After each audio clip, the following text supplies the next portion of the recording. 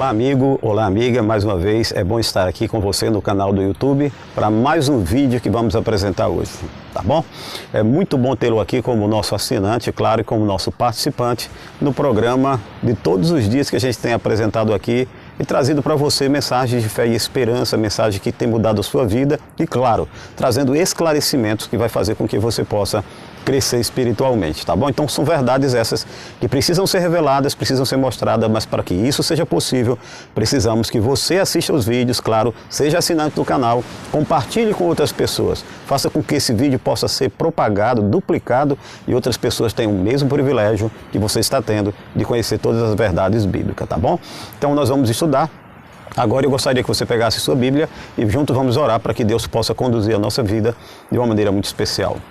Grandioso Deus, eterno Pai, Senhor Jesus, estás nos céus, obrigado, Pai querido, porque a Tua palavra se encontra aberta e nós queremos nesse momento dividi-la com outras pessoas.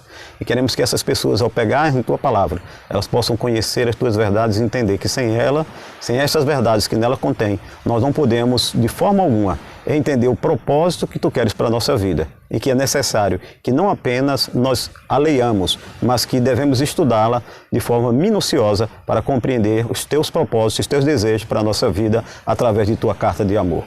Que ela possa ser impressa em nosso coração e no coração de cada ouvinte do canal do YouTube, que eles possam sentir-se felizes e honrados pelo privilégio de poder conhecer a Tua verdade através de Tua palavra e de Tuas mensagens. Em nome de Jesus. Amém. Bom, vamos lá, vamos estudar? Seja bem-vindo a este programa que vai fazer com que você cresça através da verdade para o tempo do fim. Ora, eu não estou sendo prepotente de forma nenhuma. Você não vai ouvir a minha opinião, até porque minha opinião não importa, até que você não deve nem perder tempo para ouvir a minha opinião, porque ela não tem importância. Você vai ouvir a palavra de Deus falando com você. Você deve estar estranhando, temos duas Bíblias aqui, por uma razão específica.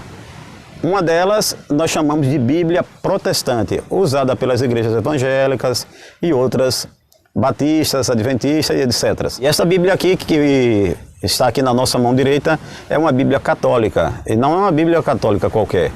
Se você abre aqui nessa edição pastoral, logo nas primeiras páginas está dizendo que ela tem um imprimato. Um imprimato, para você que não sabe, significa o seguinte: ela é uma Bíblia autorizada pelo Vaticano ou pelo Papa. Ou seja, se você é católico, você pode ficar tranquilo que o que você vai ouvir hoje aqui é unicamente a verdade. Inclusive com respeito ao fato de que na maioria os brasileiros são católicos, eu vou usar hoje a Bíblia católica, esta Bíblia que está na mão direita aqui. E você protestante não precisa ter medo, sabe por quê? Porque o que tem aqui, tem na outra também. Esses livros inspirados que estão aqui, estão aqui. Então, as duas palavras de Deus aqui, claro, elas revelam essa verdade. Então, na Bíblia Católica aberta aqui em Salmos capítulo 92, para ler um texto que tem tudo a ver com o tema de hoje. O tema de hoje vai ser o seguinte: como entender a Bíblia? Quando a gente quer entender a Bíblia, né, as pessoas acham que para entender tem que ir no curso de teologia, tem que estudar às vezes 2, 3, 4 anos, se formar em teologia, se formar em mestrado, pós-doutorado, aí você se tornará um PhD em Bíblia. Só que a Bíblia, ela não foi escrita apenas para quem quer se formar em PhD, ela é a palavra de Deus. Deus é um ser infinito. Na parte pressuposto aqui, inclusive, que todos nós, eu e você, que cremos na Bíblia, se você acha que a Bíblia ela não é a palavra de Deus, eu vou aconselhar você a ver outros vídeos que nós temos no canal do YouTube, tá bom? Inclusive vou colocar na tela para você ver esses vídeos, para que você possa compreender falando sobre a Bíblia de forma bem direcionada. Tem fatos mostrando lá de que a Bíblia é verdadeira, que ela expõe uma sabedoria a mais do que humana. Veja aquele vídeo se você tem algum dúvida, se não, segue com a gente, continuando no estudo de hoje, tá bom? A Bíblia, ela é a revelação do Deus infinito. Pense no ser que criou o universo, que criou o Sol, a Terra, todos os planetas. Agora, pense no tamanho do nosso planeta. Você que mora aqui no Brasil, né? Você pode, em qualquer lugar que você esteja na parte do planeta, se você estiver no Japão, só para vir até o Brasil é um dia de viagem, por exemplo. E Deus, ele fez tudo isso aí com o poder da palavra. Então, a Bíblia é a revelação deste grande Deus. É a mente infinita se revelando aqui. Então não tem como ninguém dizer assim, eu sou doutor em Deus. Ora, doutor em Deus não existe. Com todo respeito àquele que estuda, aquele que se aprofunda, quer ser um doutor. Você pode ser doutor num ponto específico do conhecimento, se você tiver aprendido essa verdade. Porque não quer dizer que todas as universidades ensinam a verdade, mas daí a dizer que você é um doutor na Bíblia, ora, você não pode dizer isso. Entendeu? Vamos ser humildes, eu também sou humilde, e claro, vamos aprender da Bíblia e deixe que ela fale conosco. Aqui em Salmo 92, a Bíblia diz assim no verso 6. Como são grandes as tuas obras, Javé, e os teus projetos, como são profundos. O imbecil não os compreende, o idiota não entende nada disso. Esta Bíblia, inclusive, tem uma linguagem bem popular moderno, né? Mas deu para entender o sentido, né? O pensamento de Deus é tão profundo que o homem jamais alcança. Em Isaías 55, inclusive, Deus fala que o pensamento dele são mais altos que o nosso, tanto quanto o céu é mais alto do que a terra. Vamos ler aqui? O que é que diz? É o seguinte, está aqui.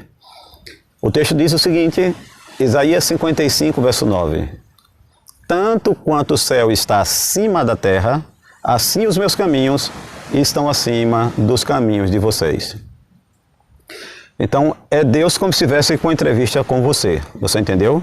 E ele indica, se nós pesquisar, é claro que ele vai dar algumas instruções práticas que você pode seguir em casa e vão te habilitar a compreender a Bíblia. Não é maravilhoso? Eu gosto, pelo menos. Eu gosto de estudar a Bíblia, mas gosto de estudar a Bíblia pelo método correto, porque eu não gosto de ser enganado. Acredito que você também não, pelo menos é o que eu espero, não é verdade? E aqui Daniel, no capítulo 9, ele fala para nós um princípio básico de quando você está estudando a Bíblia. Quando você vai estudar, você chega na presença de Deus, o teu Criador, aquele que sabe tudo, o Todo-Poderoso. Então, vai com humildade, faça como Daniel, tá bom? Daniel 9:17, ele relata a sua experiência. Eu estava orando, quer dizer, ele estava suplicando a Deus. Agora, Deus, ouve a oração e as súplicas do teu servo. E por causa da tua honra, faz brilhar a tua face sobre o teu templo destruído. Ó Deus, inclina teu ouvido e escuta-me, abre os olhos e vê a desolação e olha para a cidade sobre a qual foi invocado o teu nome. Daniel estava em angústias. Cidade dele, Daniel, Jerusalém, estava destruída. E ele estava ali clamando a Deus, se humilhando na presença de Deus. Ele não vinha conversar com Deus como se fosse de igual para igual. E ele diz no verso 19, ouve Senhor, perdoa Senhor, atende Senhor. Sabe por quê? Ele estava se humilhando diante de Deus. Ora, sabe de uma coisa? Quando chegamos dessa forma, Deus sempre nos recebe e nos concede aquilo que nós pedimos. No verso 20 ele relata, e ainda falava, fazendo a minha prece, confessando o meu pecado do meu povo Israel, e eu estava apresentando a minha súplica a Javé em favor do seu Monte Santo. E, quer dizer, eu estava ainda fazendo a minha súplica quando o anjo Gabriel, o homem que eu tinha visto no começo, lá da visão, vinha voando rápido para perto de mim. Ora, era a hora em que se faz a oferta da tarde. E ele chegou e falou comigo, Daniel, eu vim dar-lhe uma explicação. Quando você começou a sua súplica, foi pronunciada uma sentença e eu vim lhe contar porque você é querido. Preste atenção na mensagem e compreenda a visão. Olha que interessante, quando Daniel ele estava orando, ele estava se humilhando na presença de Deus, confessando os seus erros, a sua desobediência a Deus, então Deus manda um mensageiro do céu, um anjo para dar esclarecimento. E é assim que ele vai fazer conosco. O que foi escrito aqui é um exemplo do que vai acontecer com cada um de nós. Então, se você e eu orarmos com humildade, da mesma forma como Daniel fez, Deus irá mandar um anjo, ele chegará do nosso lado e vai nos ajudar para que compreendamos a sua palavra, ele vai nos esclarecer, tá certo? Agora, sem essa ajuda, não seria possível, claro, para entender a Bíblia. Por isso que o Espírito Santo, ele está sempre ao nosso lado, nos ensinando. E isso é o mais importante, a humildade, né? Lá em Provérbios, capítulo 11, ele diz assim, depois da soberba vem a desonra, mas com os humildes está a sabedoria. Então, quando eu vou estudar a Bíblia, eu não vou já sentado no pedestal, entendendo, poxa, eu sei, eu sou o melhor. Então, se eu vou assim, não vou receber de Deus nada, não vou entender nada. Agora, se eu for simples e humilde, é claro que vai me orientar. Ele resiste ao soberbo, mas ele dá a graça para aqueles que são humildes. A primeira lição básica que nós aprendemos, agora nós vamos entender como a Bíblia agora se revela. Deus, ele usa várias ferramentas de linguagem quando ele fala conosco na Bíblia, tá certo? Não fique com medo do que eu vou falar aqui. Essas ferramentas são coisas que até você pode usar no dia a dia muitas vezes e nem se dá conta de que hoje elas têm um nome, nomes um pouco conhecidos, mas quando a gente explicar o que é cada coisa vai ficar fácil e você vai entender. Eu queria mostrar para você, inclusive em Jeremias capítulo 14, alguns exemplos. Por exemplo, Deus em algumas histórias fala por comparação. Jeremias 14, 8 diz o seguinte, aqui Jeremias ele está falando com Deus, ele fala, ó esperança de Israel, Salvador na hora da aflição. O que quer dizer como forasteiro num país ou como viajante que se desvia para passar a noite? Porque és como um homem surpreendido ou um guerreiro que não pode salvar. Tu, porém, ó Javé, estás em nosso meio e sobre nós foi invocado teu nome. Não nos abandone. Você conseguiu entender aqui? Faz um comparativo. Ele comparou a Deus o fato de Deus estar demorando a responder a sua prece, o seu clamor, como se Deus fosse um estrangeiro num país. Chegou, não sabe de nada, não sabe como resolver as coisas, ou como um guerreiro que não pode salvar. Um guerreiro que foi pego de surpresa, está despreparado para a guerra, foi aprisionado e não pode ajudar. Deus não é um guerreiro e nem Deus é um forasteiro. O fato que está aqui na sua palavra não é que Deus é uma ou outra coisa, é mostrar que neste momento Deus não estava respondendo e Jeremias queria que ele respondesse. Então Deus permitiu que ele se comunicasse com ele dessa forma. Então, Simes é uma comparação para mostrar o princípio que você quer ensinar. É um pouco diferente da parábola. A parábola é uma coisa um pouco diversa.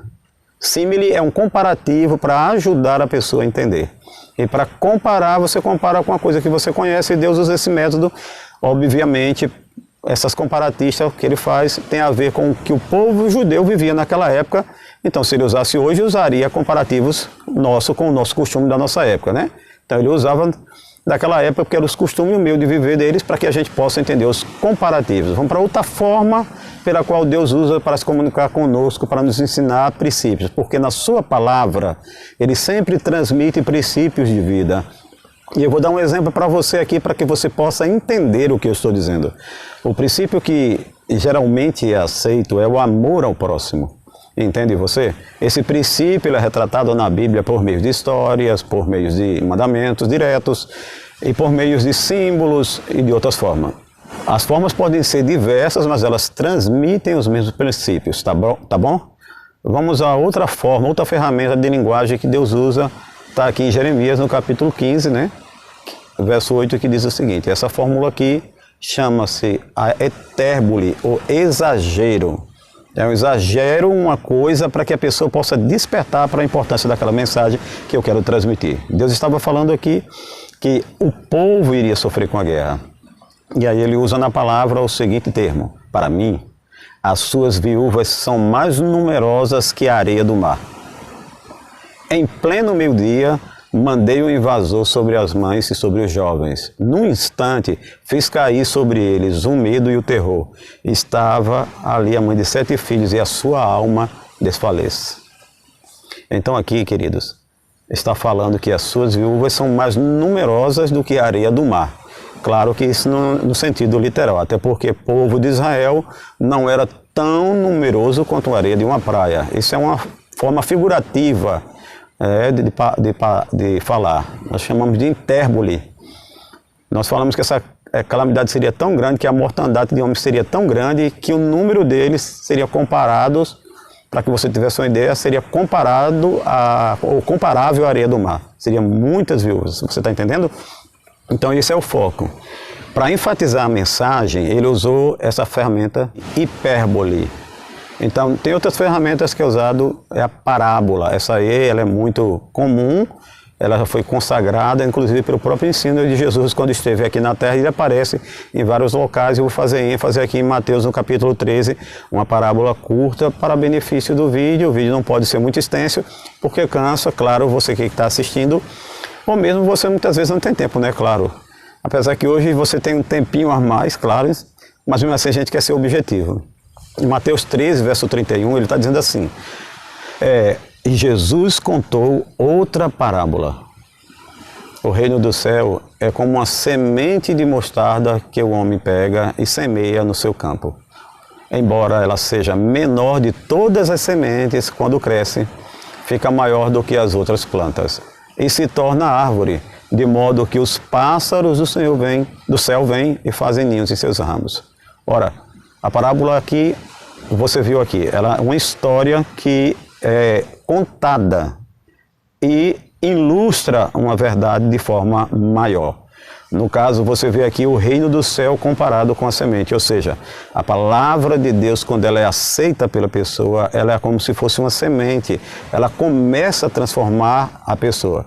Mas assim como uma semente demora tempo a crescer e a se formar e dar fruto, assim aquela pessoa, para que hoje aceitou a Jesus e aceitou a sua palavra, para que ela possa mudar o seu caráter, para que seus hábitos, para que ela possa dar fruto, ela se torna uma pessoa completa, totalmente diferente, semelhante ao Senhor Jesus Cristo, precisa de um tempo. É um processo de uma vida, a transformação espiritual que ocorre a cada dia quando a pessoa aceita Jesus, não é isso? Então, para ensinar isso, em vez de Jesus usar esses termos, transformação espiritual, crescimento e santidade, mudança de caráter, Jesus deu um exemplo que era conhecido do povo, ou seja, joga semente. O povo cultivava naquela época, a semente vai virar uma planta, assim vai ser com você. Deus vai operar na tua vida, entendeu? Então, dessa forma, era uma forma simples de se expressar e uma linguagem mais simples para as pessoas entenderem. Mateus capítulo 12, entendeu? Diz o seguinte, é chamado de a paráfrase. Eu vou ler aqui, né? Para você ver o que é que diz. Paráfrase, né? Está em Mateus 12, a partir do verso 3. Jesus perguntou aos fariseus, vocês nunca leram o que Davi e seus companheiros fizeram quando estavam sentindo fome? Como ele entrou na casa de Deus e eles comeram os pães oferecidos a Deus? Ora, nem para Davi, nem para os que estavam com eles eram permitido comer dos pães reservado apenas para os sacerdotes. Ou vocês não leram também na lei que em dia de sábado no templo, o sacerdote viola um sábado sem cometer falta? A paráfrase é dizer novamente aquilo que está escrito, porém com outra forma de dizer, com outras palavras. Você faz um paralelo dessa verdade, mas continua dizendo a mesma verdade, apenas de forma diferente. Jesus diz, por exemplo, vocês não leram na lei que no dia de sábado os sacerdotes violam o sábado? Ora, se você for lá na lei de Moisés, em Gênesis até Deuteronômio, você não vai encontrar nenhum verso que diga exatamente essas palavras. No dia de sábado, o sacerdote poderá violar o sábado ao cumprir a cerimônia estabelecida. Não. Mas Jesus explica aquela verdade com as suas palavras. Palavras que seriam mais fáceis para que o povo entendesse. E claro, para os fariseus, que eram os seus interlocutores, seus perseguidores. E Jesus fala dessa forma.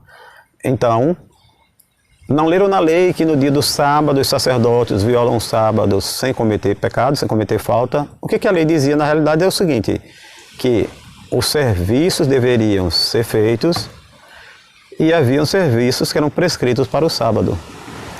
Por exemplo, no sábado o sacrifício que se fazia todos os dias, às 9 da manhã e ontem às 3 da tarde, o horário que nós conhecemos, para você entender, ele era feito em dobro. Então era o dobro de animais que eram sacrificados. E se seu sacrifício era feito, era porque o sacerdote trabalhava, compreende? Obviamente, Jesus não quis ensinar aqui que você no sábado faça o que você quer, que você ganhe o seu pão, que você trabalhe. Não é dessa forma. Jesus estava mostrando que o serviço sagrado poderia ser feito nesse dia, até porque o serviço do sacerdote era um serviço sagrado. Só que você entenda o texto, não fica dúvida. Mas compreendendo essas figuras de linguagem, essas ferramentas de linguagem que são utilizadas na Bíblia, a gente pode entender que cada parte da Escritura nós vamos encontrar alguma dessas coisas. Ou uma na paráfrase, ou uma na hipérbole, ou uma na símile, e daí por diante. O que é que nós vamos fazer? Vamos entender cada caso. Primeiro você precisa orar a Deus para que Deus possa instruir por meio do seu anjo. Segundo, analise o contexto, leia os versos anteriores, leia os versos posteriores. Se não entendeu, releia, até que Deus possa esclarecer para você. Mas sempre faça isso com oração. E eu gostaria de outras coisas colocar aqui que seja importante para entendermos a Bíblia. Vamos agora lá em Apocalipse, é um livro que as pessoas inclusive têm até medo, né? Pensa que é um livro de mistério, incompreensível, que fala coisas assustadoras, que causam medo, pavor, que traz, inclusive, até traz má sorte, né? Na Europa, por exemplo, as pessoas creem dessa forma. Nada disso, até porque o livro de Apocalipse revela Deus, e Deus é amor. Então, se Deus é amor, é diferente de ter amor, porque a essência do próprio Deus é amor, entendeu?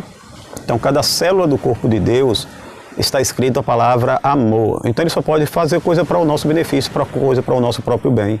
E é por isso que ele é o amor. Então, Apocalipse não é diferente. Então, é uma carta, e é uma carta de Deus, ela é uma revelação do seu amor para nós, seres humanos. Só precisa de forma correta ser compreendida. Inclusive, para aqueles que pensam que Apocalipse é um mistério, existe um esclarecimento na Bíblia, está em Apocalipse capítulo 1, versículo 1, o livro já começa dizendo isso. Esta é a revelação de Jesus Cristo. Ora, se Deus fala que é a revelação, então não existe mistério, correto? É algo que já está revelado. Inclusive a palavra, como já repetimos várias vezes, Apocalipse significa a revelação. Esse é o sentido da palavra. Em Apocalipse nos traz coisas para o nosso bem, para a nossa salvação, usando essas ferramentas de linguagem, esses símbolos, para que você possa estudar e compreender. E Apocalipse traz uma coisa que ainda não abordamos nesse estudo e vamos abordar agora, que é o seguinte: a revelação de forma simbólica. O Apocalipse, por vezes, fala então de narrativas, como se contasse uma história falando de forma literal. Então você vai entender da forma que lê, mas ele também vai falar de forma simbólica. Ora, primeiro eu dei o exemplo da forma literal, que é a mais fácil. Por exemplo, Apocalipse 1, versículo 9, João está falando dessa forma. E eu, João, irmão e companheiro de vocês nesse tempo de tribulação, na realeza e na perseverança de Jesus, eu estava exilado lá na ilha de Pátimos, por causa da palavra de Deus e do testemunho de Jesus. Então, este é o primeiro ponto. Ele está fazendo a narração, ele está dizendo onde eu estava na ilha de Pátimos, eu fui preso por causa da palavra de Deus, por isso fui mandado para lá, aqui eu era companheiro de vocês e agora eu preciso relatar alguma coisa. Então não é símbolo, entendeu? É a forma como eu estou lendo, ele está se dizendo a sua localização. Agora existe outra parte do Apocalipse, no capítulo 17, onde a Bíblia apresenta claramente símbolos. E como é que eu sei e como é que você sabe que é símbolo? Porque quando nós lemos o contexto, você lê o que está explicado, não existe no nosso mundo normal. Claro, tem que ser um símbolo. Por exemplo, Apocalipse 17, verso 3, é o relato de uma visão que o apóstolo João teve, que diz assim: e o anjo, ele me levou em espírito, veja, levou em visão, em espírito ao deserto. Aí eu vi uma mulher sentada sobre uma besta de cor escarlata, cheia de títulos blasfemos. A mulher tinha 7 cabeças, ou a besta tinha 7 cabeças e 10 chifres. Ora, você nunca viu um animal com 7 cabeças e nem com 10 chifres, automaticamente, né? Então para um pouquinho para imaginar o que seria isso. Claro que é um símbolo. Não existem animais dessa forma, não é conhecido. Então, obviamente, esse animal é simbólico. Aí foi visto uma mulher em cima deste animal. Então, ora, se a besta é simbólica, automaticamente no contexto simbólico, a mulher é símbolo de alguma coisa. Ou seja, nesta revelação toda, a mulher sobre a besta é uma revelação simbólica. É como se fosse um código que é usado no exército, por exemplo. Você tem que ter alguma chave para decodificar, senão você não consegue entender a mensagem. Então, Deus quis que fosse assim porque João era um exilado, e para essas cartas chegarem até as pessoas, até o continente, partindo da ilha de Patmos, elas tinham que ir codificadas. porque os romanos iam destruir, elas não teriam chegado de forma nenhuma até a igreja, entendeu? Mas quando o romano lia besta, dragão, pensava, esse João aí deve estar ficando louco. Eu acho que a prisão não fez muito bom do juízo dele, não. Então, assim, ele não se importava e deixava que a carta passasse. Por isso que a carta chegou e, graças a Deus, ela, pela sabedoria de Deus, né, João escreve, nós temos a carta até hoje em nossas mãos. Então, compreendemos o seguinte, que existe um ditado por aí que diz assim, da Bíblia saem todas as religiões, cada um faz sua própria interpretação e por isso que existem tantas igrejas. Amigo, eu quero te dizer o seguinte, nem sempre a voz do povo é a voz de Deus. Este é um dos casos, por exemplo. Deus é Deus de confusão, por acaso? Ora, quando você fala uma mensagem para o teu filho, se você é um pai, ou para a sua filha, se você é uma mãe, você vai falar uma coisa e pensa que ela vai entender de 10 maneiras diferentes, de forma nenhuma. Você quer que o filho e a filha entendam de forma correta. Quando você diz filho, filha, pega a colher ali para mim, por favor. O que é que você estava esperando? Você está esperando que ela traga a colher. Você já imaginou se ela vai trazer garfo ou faca? E Deus seria Deus, que é mais inteligente que nós, você acha que ele daria uma mensagem que não é entendida por nós? Não é assim, amigo. Assim como falamos para o nosso filho, que ele entenda bem e faça exatamente aquilo que disse, Deus também. Agora, como é que você vai saber o que Deus quer para a sua vida? Muito simples. Deixe Deus revelar o significado desses símbolos. Se alguém manda uma carta e você não entendeu, você vai perguntar para quem você mandou, ele vai saber explicar tudo aquilo ali, porque foi ele que escreveu a carta para você. Vou dar aqui, por exemplo, uma chave de como você compreender isso. A Bíblia diz, mulher sob besta. Ora, você tem que compreender isso aí, você vai procurar na Bíblia o significado de mulher e o significado de besta, dentro da própria Bíblia. Vamos, por exemplo, entender. Lá em Efésios, no capítulo 5, a gente já começa entendendo a Bíblia, ela faz uma referência, um comparativo, e nos faz entender o que significa a palavra mulher, né? Capítulo 5, versículo 24 diz, e assim como a igreja está submissa a Cristo, assim também as mulheres sejam submissas em tudo aos seus maridos. Maridos, amem suas mulheres como Cristo amou a igreja e por ela se entregou. Esse aí é o comparativo. Quando a gente entende, marido é Jesus Cristo. Cristo como esposo, como marido. Mulher, igreja. Mulher como igreja. Então você entende. Opa, então mulher quer dizer igreja. Então você pega esse significado, anota ali no Apocalipse e vai entender. Tem uma igreja que está montada sobre uma besta. Bom, então se eu estou montado sobre um animal, eu comando sobre ele. Então aquela mulher que está montada sobre aquele animal, aquela besta, é uma igreja que está montada naquele animal, que tem algum poder e que as rédeas estão sobre ela. Então o poder dela está nas suas mãos, desta besta. Uma igreja que tem poder nas suas mãos, né? Então o Apocalipse é um livro que fala para os últimos dias. Então eu tenho que procurar essa igreja aqui nos últimos dias, e aí você vai compreendendo, você vai entender. Aí você fica pensando, mas é difícil, tem que pesquisar. Ora, mas Deus falou que o tesouro da verdade, ele ia estar como aquele tesouro que está debaixo da terra. Ora, o ouro, para achar o ouro, amigo, você, nosso português direto, tem que ralar, né? Você tem que dar duro, você tem que batalhar, você tem que ir à procura, né? Ela vai no garimpo, ela entra dentro daquela cova lá, cava, com risco, cava até muitas vezes com risco de morrer. E ela volta apenas com aquele pouquinho de ouro, né? Assim também a escritura, ela tem que ser pesquisada. Você tem que examinar a Bíblia, você tem que estudar. Ora, a gente estuda de tudo, né? Nós aprendemos de tudo, né? Nós olhamos tudo, né? Por que não vamos estudar e aprender sobre a Bíblia de Deus? Então a palavra de Deus, ela se revela exatamente desta forma, né? Então eu gostaria que você visse Isaías 28, verso 13, que fala sobre o tema de como podemos revelar a Bíblia, né? Essa Bíblia aqui, ela traz um texto que diz o seguinte: diante disso, para eles virá a palavra de Javé. Save la save la save, cave la cave, cave la cave. Ora, a Bíblia em português, mas ela coloca o texto em hebraico. Por quê? Porque ela não quer que você entenda. Então vamos ter que usar outra Bíblia, que eu disse a você, a tradução em português do que a gente leu.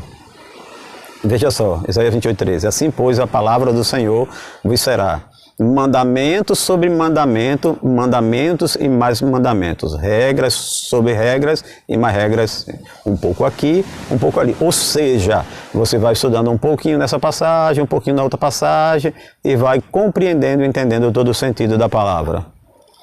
Entendeu?